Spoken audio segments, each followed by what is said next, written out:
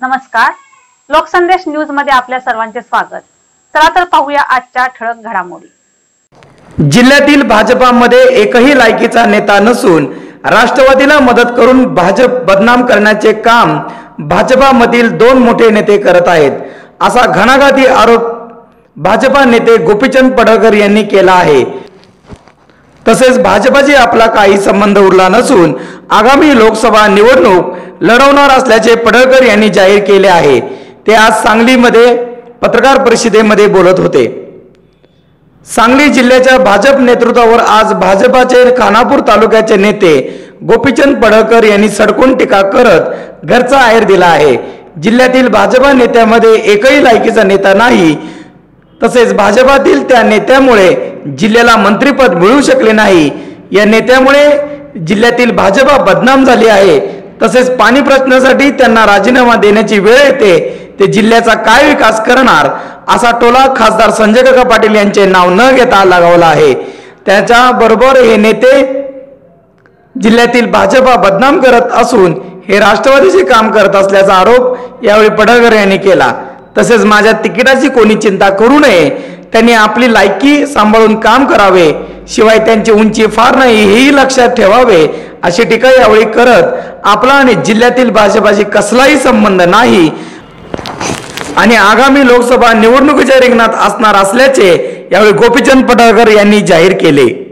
भारतीय जनता पार्टीमध्ये काम करत होतो, मी आता कुठल्याही भारतीय जनता पार्टीमध्ये काम करत नाही। मी धनगर समाजाच्या आरक्षणावरती काम करतोय। काय कारण आहे की नाही, आता आरक्षणाचा विषय महत्वाचा आहे ना। आरक्षणाच्या विषयावरती मी आणि माननीय उत्तमराव जानकर आम्ही दोघं भाजपमध्ये काम करत होतो। मी तर गेले 7-8 वर्ष पूर्ण वेळ काम करत होतो। माननीय उत्तमराव जानकर हे तिथं पंचायत समिती, जिल्हा परिषद, विधानसभा तेही तिथं लढलेत भाजपचे चुनाव। आम्ही दोघंही बाहेर पडलोय। आता आमचा पक्षाचा काही संबंध आहे। उपोषण करावं लागतं। जिल्ह्यामधला विषय फार वेगळा आहे। मला अनेक पत्रकार प्रश्न विचारतात, गोपीचंद तुमच्या तिकिटाचं काय? जे माझ्या तिकिटाची काळजी करतायत त्यांनी त्यांच्या स्वतःच्या तिकिटाची काळजी करावी। त्यांची उंची गोपीचंदचं तिकीट ठरवण्या इतकी निश्चित नाही।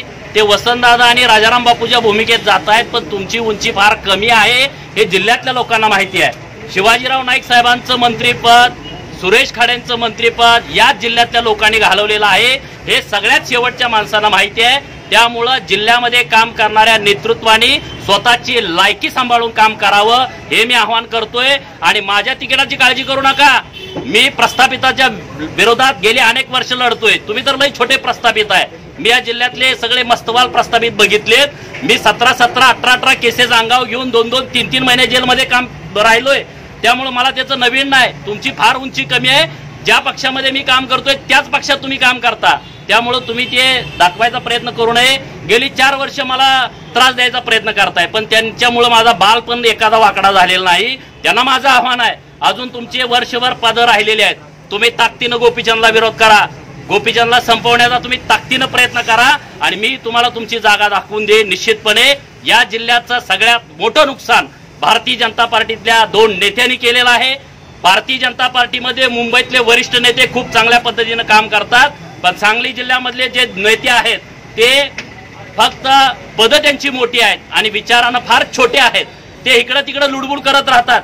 ज्यांनी कुणी मदत केली, ज्यांनी उपकार केली, त्याचं ते उपकार जाणीव ठेवत नाहीत आणि त्यांच्याशीच माझी लढाई भविष्यामध्ये होणार आहे। त्यामुळं त्याची चिंता करू नका। मला आता पक्षाची गरज नाही। मी पक्षाकडे तिकीट मागायला जात नाही, त्यामुळे द्यायचा प्रश्नच येत नाही। मी गोपीचंद पडळकर आणि जनतेवरती लढायला माझ्यात प्रचंड धमक आहे। माझा जन्मच आमदार खासदार व्हायला झालाय, त्यामुळे माझं मागं पुढं झालं असेल, पण निश्चितपणे मी 2019ला या रणांगणामध्ये सांगली जिल्ह्याच्या उतरणार आहे। आणि शेवटचा माणूस ओळखतोय ना मला, मी काम करतो। मी काय असं इलेक्शन आल्यावर बाहेर आलोय अशातला विषय नाही। मी प्रत्येक गोष्टीवरती काम करतोय आणि जिल्ह्याची उंची यांनी कमी केली।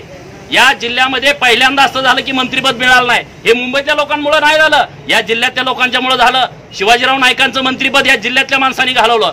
सुरेश खाडे मागासवर्गीय आहेत म्हणून त्यांचं मंत्रिपद घालवलं। त्यांनी स्वतःची लायकी ओळखावी आणि या जिल्ह्यामध्ये काम करताना आता तुम्ही तुमच्या विचारावरती काम करा। तुम्ही स्वतःचा अजेंडा राबवू नका, या जिल्ह्यातील लोक खपवून घेणार नाहीत। RR पाटील, पतंगराव कदम, जयंत पाटील विरोध पार्टीतला असू द्या, पण ते जिल्ह्याचं नाव राज्यात करत होते। या गावगाड्यात कुठं पण बसले तर ते जिल्ह्याचा निर्णय करत होते। त्यांना नुसतं बिल माफ करायचं म्हटलं तर राजीनामा द्यावा लागतो। ही तुमची उंची जिल्ह्यातील लोक बघतायत ना आणि म्हणे मी लय सीएमच्या जवळ आहे, मी पीएमच्या जवळ आहे, मी आमकेच्या जवळ आहे. असं होत नसतं राजकारणामध्ये. आणि इथून पुढच्या काळामध्ये जिल्ह्याचं तुम्ही बघा, जिल्ह्यातल्या लोकांचं बघा, जिरवाजिरवीचं बघा. एसपी काय करतंय, कलेक्टर काय करतंय, तहसीलदार कुठला पाहिजे, ह्योच आला पाहिजे, त्योच गेला पाहिजे, ह्यो अमुक जातीचा आहे, त्यो तहसीलदार त्या तमुक जातीचा आहे, ह्यो कलेक्टर त्या जातीचा आहे, एसपीनं काम करायचं माझ्या फोनवर केलं पाहिजे. हे धोरण नाही पाहिजे जिल्ह्याला. या जिल्ह्यातल्या शेवटच्या माणसाला सन्मान पाहिजे आणि शेवट कुठल्याही पार्टीतला माणूस असू द्या त्याच्यावरती अन्याय होता कामा नये. आता काय चाललं, ह्यालाच टाका, त्याच्यावर केस घाला, ह्याच्यावर. आणि ह्यांचे वाळूचे धंदे, ह्यांचे मटक्याचे धंदे, ह्यांच्या गाडीतनं, ह्यांच्या शेजारी ह्यांच्या कोण बसतंय, या तुम्ही पत्रकार मित्रांनी सुद्धा याचा अभ्यास करायला पाहिजे. परवा जतमध्ये चंद्रकांत गुंडोडगे, भारतीय जनता पार्टीचा तालुकाध्यक्ष, त्याच्या डोक्यामध्ये 7 टाके पडले आणि तो घरात बसलाय. तो घाबरलाय की तो केस देऊ शकत नाही. भारतीय जनता पार्टी सांगली जिल्ह्यामध्ये आहे, जत तालुक्यामध्ये आहे, राज्यामध्ये आहे, केंद्रामध्ये आहे. या जगातली सगळ्यात मोठी पार्टी आहे आणि त्या तालुकाध्यक्षाच्या डोक्यात 7 टाक आणि आमदार म्हणतात की तू केस देऊ नको. कोण तर वाळू चोरी करणाऱ्या माणसासाठी हे इथं कदापि खपून घेतलं जाणार नाही. म्हणून भारतीय जनता पार्टीने सुद्धा विचार करायला पाहिजे. हे भारतीय जनता पार्टी बदनाम करतायत जिल्ह्यातली काही लोक. हे भाजपचं कधीच काम करत नाहीत. हे आत्म राष्ट्रवादी आणि काँग्रेसला मिळालेत आणि ते भाजप विषयीचा अजेंडा घेऊन येतात. कधी यांचा सदस्य नाही, कधी सभासद नाही, विस्तारकाला हे कधी नीट बोलले नाहीत. यांनी भारतीय जनता पार्टीचे पदाधिकारी नेमलेले आहेत आणि हे भाजपचे मालक आहेत. म्हणून भारतीय जनता पार्टीचा विचार चांगला आहे, भारतीय जनता पार्टी पक्ष चांगला आहे, भारतीय जनता पार्टीचे मुंबईतले नेते चांगले आहेत. पण सांगली जिल्ह्यामध्ये तसं काम होत नाही. सुधीर गाडगे शहरामध्ये खूप चांगल्या पद्धतीने काम करतायत म्हणून महानगरपालिका आली. ही महानगरपालिका पाडायला भाजपमधल्या लोकांनी पण प्रयत्न केले. ह्याच्यावरती कोण बोलणार? मी बोलणार ना भविष्यामध्ये, मला दुसरा काय काम आहे.